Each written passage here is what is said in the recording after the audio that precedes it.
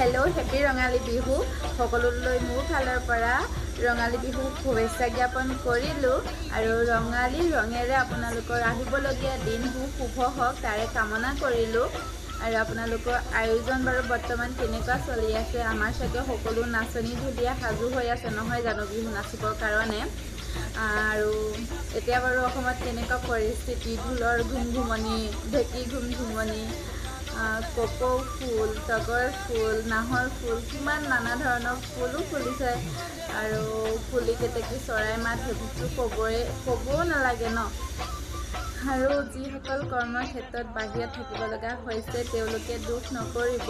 কোনেও মন কৰি ঘৰখন এৰি নাথাকে নিজৰ সন্তানক এৰি কিছুমান আছেহি নিজৰ মা দেউতাক কিছুমানে নিজৰ ৱাইফক এৰি আছেহি বহুত কষ্ট হয় আৰু কৰ্মৰ ক্ষেত্ৰত কিছুমানে ছুটি পোৱা নাই আৰু